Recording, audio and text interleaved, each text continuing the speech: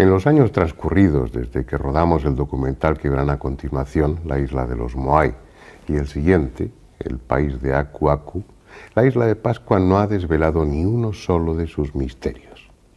No deja de ser sorprendente que en una pequeña isla perdida en medio del Pacífico converjan tantos enigmas. Todo misterio tiene necesariamente una explicación, y lo que hoy es un enigma con el tiempo dejará de serlo, pero no creo que eso suceda con la isla de Pascua. Llevamos casi un siglo de investigación por parte de los más eminentes arqueólogos y antropólogos, y el resultado son conjeturas, teorías, especulaciones, certezas ni una sola. Este programa va a estar dedicado fundamentalmente a los Moai, esas enigmáticas esculturas que son la seña de identidad de la isla, más de 1 millar repartidas por todo ese territorio. Pero seguimos sin saber a quiénes representan y cómo fueron trasladadas las de mayor tamaño. Desde que estuve allí en aquella primera visita no he dejado de darle vueltas al tema, y en mi último libro, que lleva el mismo título que esta serie, me atrevo a exponer mis reflexiones. Sin embargo, no tengo certeza alguna de haber resuelto su misterio. Se lo dejo a ustedes. En este documental podrán encontrar todos los datos, todos los elementos necesarios para que ustedes también elaboren sus propias hipótesis. Pero si no llegan a ningún resultado, tampoco importa. Lo verdaderamente interesante es ir a esa isla y ver de cerca a esos Moai. Así pues, bienvenidos a la isla de Pascua.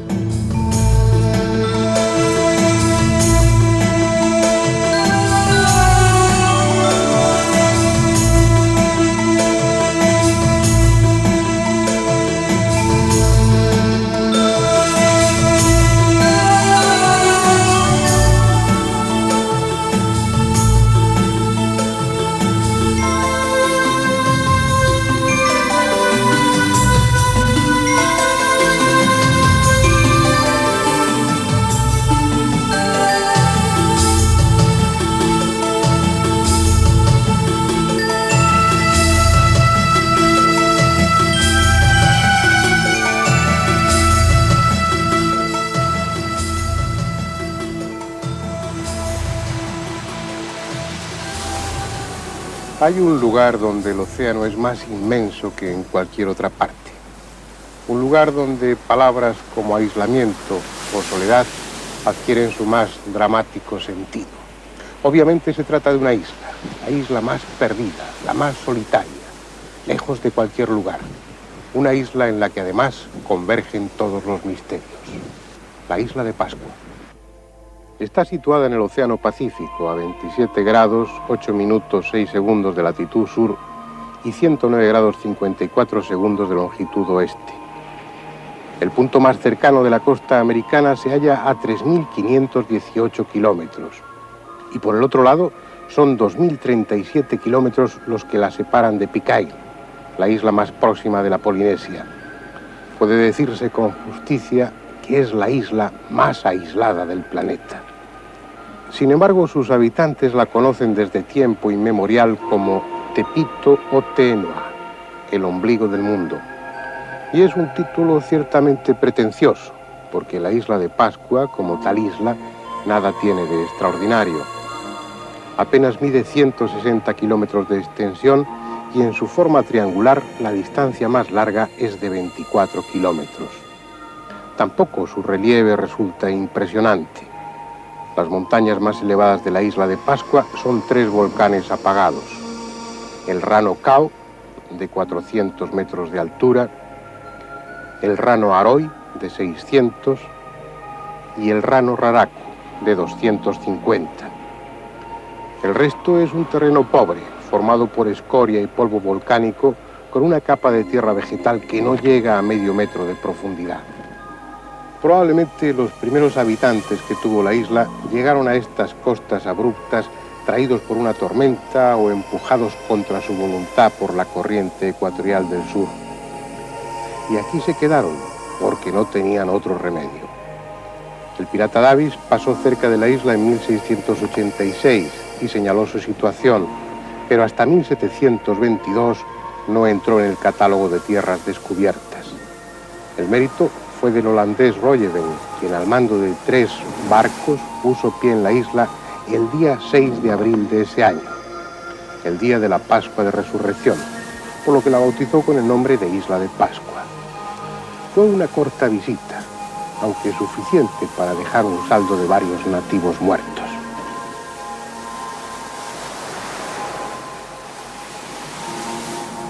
Después de ese desafortunado descubrimiento, los pascuenses no volvieron a tener el privilegio de estrechar lazos con los europeos hasta 48 años después. En esa ocasión, el redescubridor fue un español, Felipe González de Aedo, que llegó aquí con 2 fragatas. Se levantaron planos de la isla, se estableció contacto, esta vez amistoso, con los nativos y se reunió una amplia documentación sobre el terreno, los monumentos y las viviendas. Y también quedó constancia de un hecho que frecuentemente se olvida, a pesar de que fue escrito por marineros y por oficiales. De no ir desnudos y pintarrajeados, los pascuenses podrían haber sido tomados por europeos. ¿Por qué dijeron eso? Tal vez esperaban encontrar indígenas similares a los americanos y les llamó la atención que fueran de una raza distinta. Pero aún así, es evidente que si los nativos de entonces eran similares a los pascuenses de ahora, en nada se parecían a los europeos. Claro está que estos habitantes de la Pascua actual no tienen mucho que ver con los de entonces, entre otras razones porque los de entonces desaparecieron casi por completo. Cuando la isla fue descubierta tenía una población de 4 o 5 mil habitantes, pero a partir de 1805 los piratas implantaron la siniestra moda de capturar pascuenses para venderlos a las guaneras de Perú como esclavos. Finalmente se impusieron razones humanitarias y los esclavos que habían sobrevivido fueron devueltos a la isla de Pascua, pero al volver a sus casas traían como equipaje la viruela y la lepra, con tan funestas consecuencias que aquellos 4 o 5 mil habitantes de finales del siglo XVIII quedaron reducidos en el año 1862 a solo 111 personas. En estos 130 años transcurridos desde entonces, los pascuenses han tenido tiempo y oportunidad para multiplicarse de nuevo, incrementando además su población con la llegada de algunos inmigrantes polinésicos y americanos. Algo más de 2.000 habitantes que en su mayoría viven en la pequeña capital, Angarroa, donde también se alojan los turistas que llegan a la isla. No muchos, porque Pascua sigue estando lejos de cualquier lugar. Escuelas, un hospital, un aeropuerto, 2 hoteles, son signos inequívocos de que la isla se ha incorporado al mundo actual.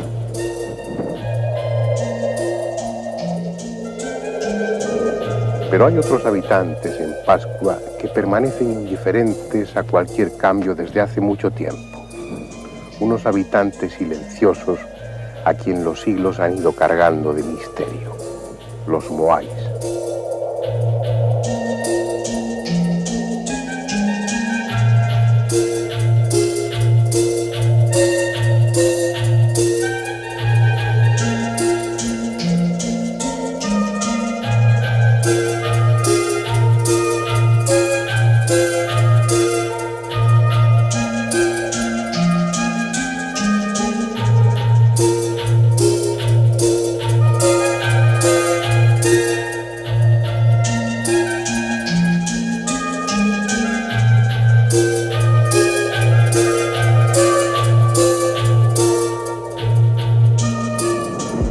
Sí, estos son los otros habitantes de la isla. Hasta el momento han sido catalogados 1006. Sin embargo, se supone que hay bastantes más enterrados. Si tenemos en cuenta que la población total en estos momentos es aproximadamente de 2.600 almas. Hay que tener en cuenta que los moais constituyen una población bien numerosa. Por supuesto, es el misterio mundialmente conocido, el más espectacular y el que ha traspasado todas las fronteras.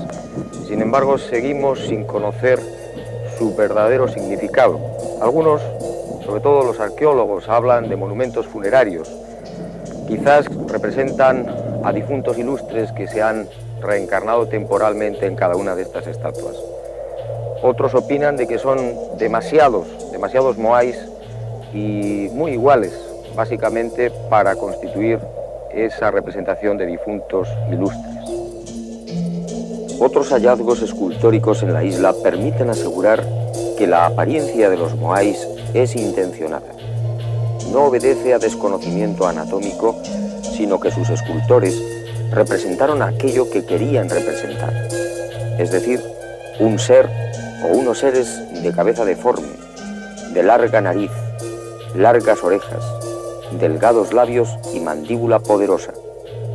Después, un cuello apenas insinuado, inmediatamente el cuerpo rechoncho y con un abultado vientre al que parecen sostener o sujetar dos manos de larguísimos dedos. Nada más. Estas estatuas insólitas carecen de piernas. Están hechas para descansar sobre un pedestal como un monumento. Pero, ¿un monumento a quién? Nadie hay con esta apariencia física. Parece como si el primer escultor hubiera querido idealizar a un personaje concreto. Después, con el paso de los siglos, otros escultores simplemente se han limitado a imitarle. Otra posibilidad, naturalmente, podría ser la de la concepción de un concepto abstracto, plasmado vagamente en una figura casi humana. Quizás un dios, quizás un espíritu.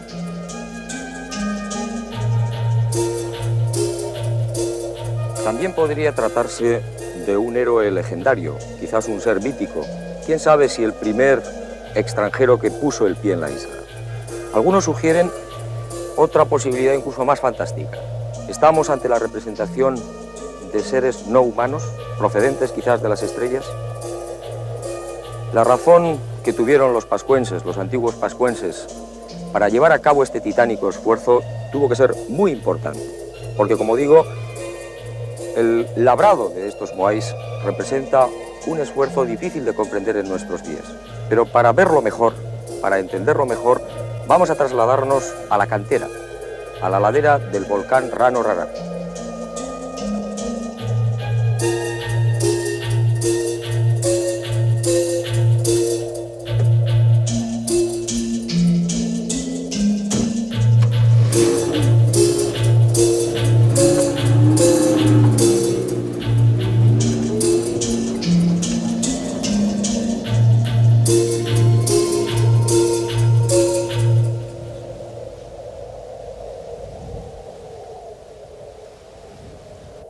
Es uno de los 3 volcanes principales de la isla. Se eleva sobre un llano cercano a la costa, en el sudeste. Puede que 2.000 o 3.000 años atrás fuese más majestuoso y su cono humeante alejara a los pájaros, no a los hombres, que entonces no los había aún en la isla. Pero hace ya muchos siglos que permanece muerto, desmoronándose sin prisa. Apenas tiene 250 metros de altura y su antaño amenazador cráter alberga hoy una laguna de aguas mansas donde crece la totora.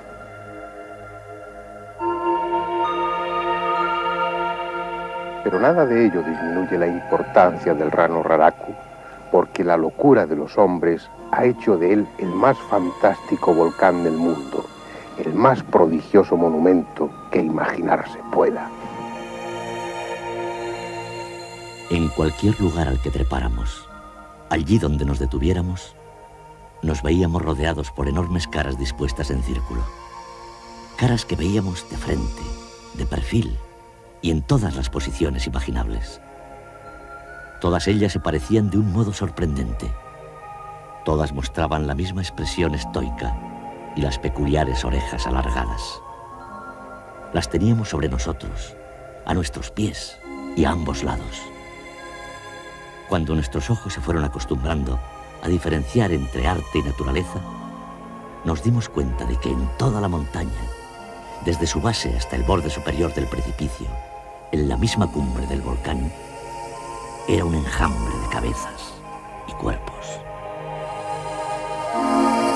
Así describía el noruego Tore Heyerdahl la sensación que le produjo en 1955 llegar aquí, a la ladera del Rano Raraku, donde está la cantera de donde se extraían los moais. Solo aquí puede tomarse conciencia de lo que significó para los antiguos pascuenses aquella obsesión.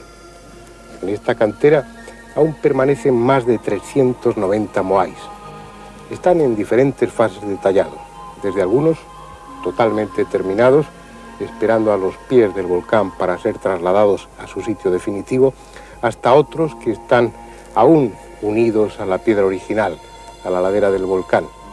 Y son precisamente esos moais inacabados, todavía unidos a la roca, los que sirven para darse cuenta de cuál era la técnica que ellos utilizaban.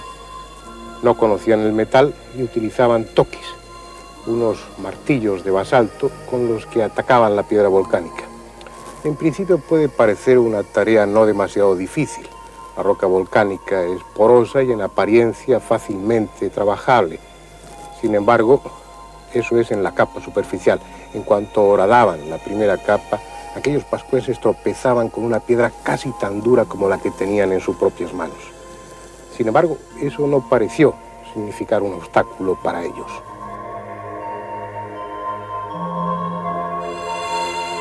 Semana a semana, mes a mes, iban perforando la ladera del volcán, abriendo un pasillo en torno a lo que sería el moai.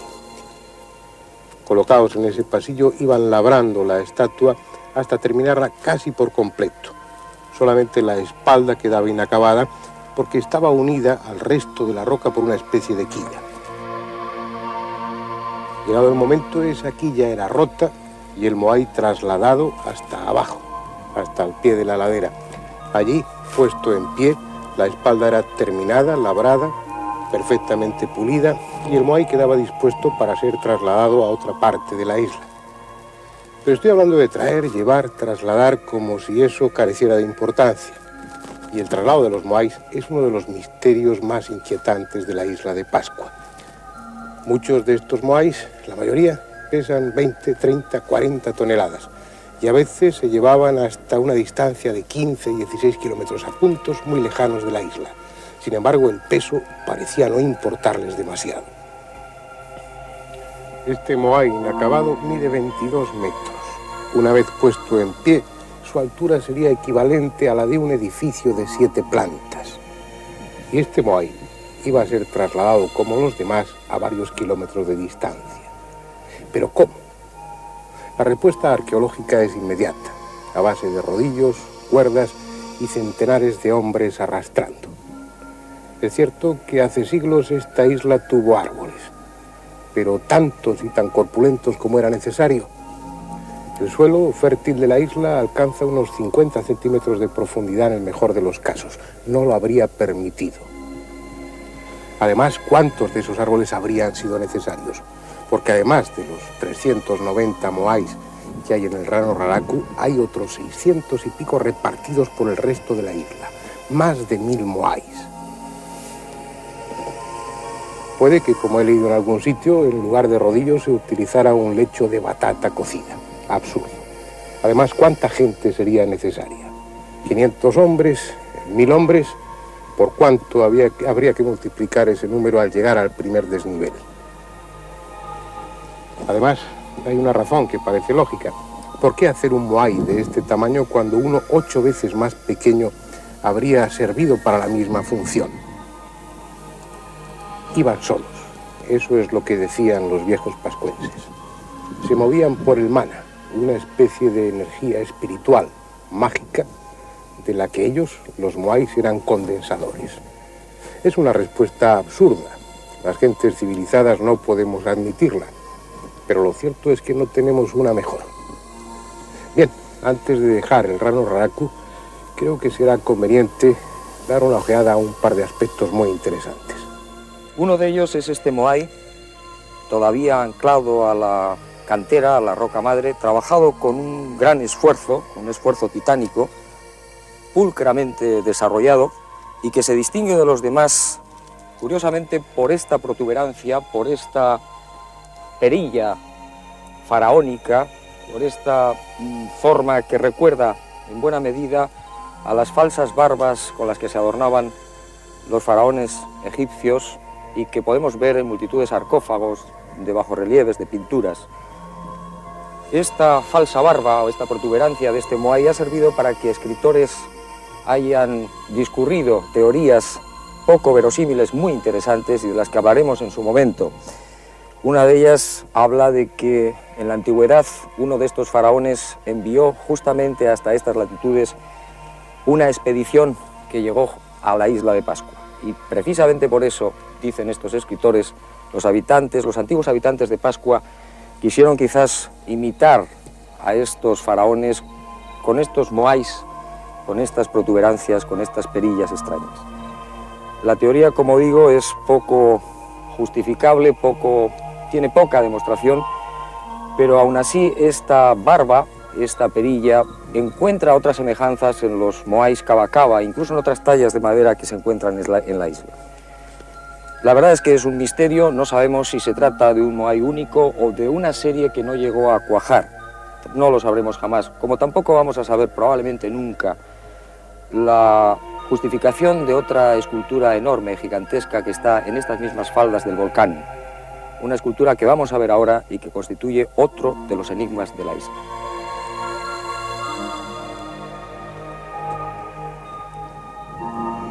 Fue descubierta por Thor Heyerdahl.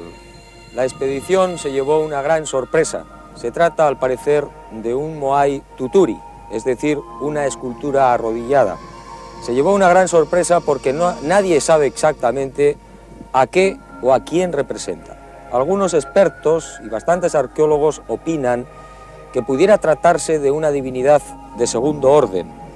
El hecho de que haya otras esculturas más pequeñas en esta misma posición les hace pensar ello.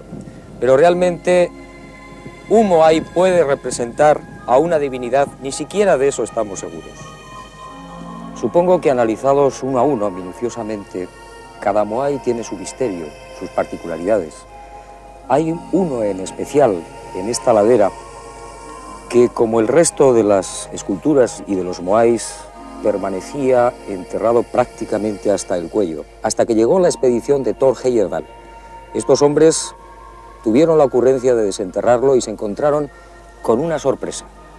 En el pecho de este moai aparece un extraño dibujo, un grabado, un velero de 3 palos. Realmente la sorpresa fue enorme porque este moai, como digo, llevaba muchos siglos con la tierra cubriéndole prácticamente, como digo, hasta el cuello. ¿Quién había grabado este velero? ¿Qué significaba? ¿Representaba una de las embarcaciones pascuenses de Totora, es decir, de juncos? ¿O era quizás el recuerdo de la primera y dramática visita del hombre blanco en el siglo XVIII a la isla de Pascua? No lo sabemos, realmente se trata de un pequeño misterio, casi una anécdota como otras muchas dentro de los grandes enigmas de la isla. Por ejemplo, el gran enigma de los ojos. Todos los moais de esta cantera, tanto los que se encuentran tallados como los que están a medio tallar, presentan una característica común. Los ojos están vacíos, las cuencas oculares no tienen ojos. Esta es una de las características de todos los moais y tiene probablemente una justificación. Aquí hay una fábrica, aquí se diseñan, se dibujan, se extraen, se pulen los moais, y solamente cuando los sacerdotes, probablemente de aquella época, los iluminados de entonces, elegían los puntos claves de la isla, entonces se tallaban los ojos y se colocaban sobre las estatuas. En ese momento era el nacimiento, el resurgir, el aparecer a la vida de los auténticos moais. Era como si aquellos pascuenses supieran que con los ojos estas esculturas recibían la fuerza, el maná, esa especie de energía que condensaban y que les daba una omnipotencia casi absoluta. Por ello hay que visitar estos moais justamente en los puntos donde han sido colocados finalmente y donde en definitiva se une el destino de la isla con el destino de cada una de estas esculturas. Es aquí donde el Moai cobra sentido, integrado en el conjunto Ahu-Moai. Ahu es esta plataforma de piedra. Sobre ella se colocaba una piedra circular, el Papaeve, la piedra de sostenimiento, y encima el Moai. Pero además, este conjunto tenía unas funciones funerarias. Ya fuera en el Ahu o en la Tagua, esta plataforma inclinada aquí delante del Ahu, generalmente cubierta por piedras oscuras o por cantos rodados, sobre uno de esos dos lugares se colocaban los cadáveres de los jefes o de la gente importante para sufrir la descarnación. Una descarnación que se prolongaba durante semanas, meses e incluso años. Una vez que esos huesos estaban totalmente descarnados, se integraban en el conjunto, se introducían en unos huecos, en los abangas, para que de esa manera el espíritu del muerto se integrara con el Moai, pasara a fundirse con él, se acumulara esa energía espiritual del muerto con la energía del Moai. ¿Para qué? Hay un detalle interesante. Excepto el Ahu, que está en el interior, el de Atio, todos los demás no están mirando hacia el mar, sino hacia el interior de la isla. Es decir, no representan una función simbólicamente defensiva, no están colocados ahí para impresionar al que pueda venir de fuera, sino que todos ellos, todos los Moais, están mirando hacia el interior. Y probablemente es porque ese mana, esa energía que según dicen se condensaba en los Moais, ya fuera una energía propia o una energía prestada por los muertos, debía ser importante para la isla y para sus habitantes. De esa manera, colocados en círculo, formando un cinturón en torno a la isla y mirando hacia el interior, estaban protegiéndola y al mismo tiempo dirigiendo hacia el interior de la isla esa energía que ellos poseían. Y llevados por esa idea, sembraron la costa de colosos, sintiendo que con cada Moai nuevo aumentaba su bienestar, su poder espiritual, su fuerza, convencidos de que estos gigantes de piedra harían más fértiles a las mujeres, más productivos los campos y alejarían las enfermedades. Pero ¿a costa de qué esfuerzo? Las esculturas, traídas desde las lejanas canteras, habían de ser colocadas verticalmente sobre plataformas de varios metros de altura, y después, culminándolo todo, era necesario poner sobre sus cabezas el pocao, tallado en otra cantera distinta y con 4 o 5 toneladas de peso. Una labor de ingeniería que hoy produce asombro.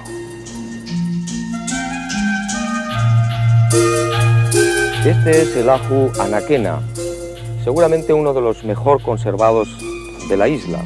4 de los Moais presentan unos singulares tocados en una escoria roja procedente de una cantera distinta a la del resto de las esculturas. La función de estos pocao, de estos sombreros, es muy confusa. No se ponen de acuerdo los especialistas. Algunos opinan que podría ser el vestigio de un peinado, precisamente en recuerdo del color rojizo de los antiguos pascuenses, del cabello rojizo de los isleños. Para otros, el pocao, este sombrero, este tocado, podría representar un complemento para el mana, esa energía, esa fuerza extraña y esotérica que queda condensada en los Moais. Son parte del pasado de la isla de Pascua. Un pasado que ya era leyenda cuando llegaron aquí los primeros europeos. Un pasado desconcertante en el que tuvo sitio una cultura singular que levantó 1000 estatuas colosales en el más desolado lugar del planeta. Después de ellos, o por culpa de ellos, llegó la ruina y la miseria. Los Anau Epe y los Anau Mamoko, los 2 pueblos más importantes de la isla, se enfrentaron en una guerra sin cuartel. Los que sembraban y pescaban tuvieron que luchar y ya no hubo alimentos. Y el hambre les llevó a devorarse unos a otros.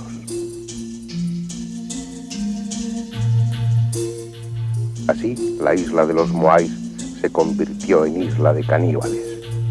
Los que sobrevivieron maldijeron el pasado y derribaron las estatuas, que eran el símbolo de todo aquello que trajo su desgracia. Pero al hacerlo, ya no hubo más mana. No volvió la prosperidad, no volvió la abundancia, porque la isla se había quedado sin alma. Aquello que fue Pascua no lo es, ni volverá a serlo. Pero tal vez ese alma de la isla no esté del todo perdida. Tal vez ese mana esté buscando otra forma de manifestarse, o esté resurgiendo a medida que los moais son puestos de nuevo en pie. Para saberlo habrá que preguntarle al dios Makemake, ir a la ciudad sagrada de Orongo, visitar las cuevas de los antiguos o caminar entre los aus por la noche. Pero eso será otro día. Hoy ya no queda tiempo.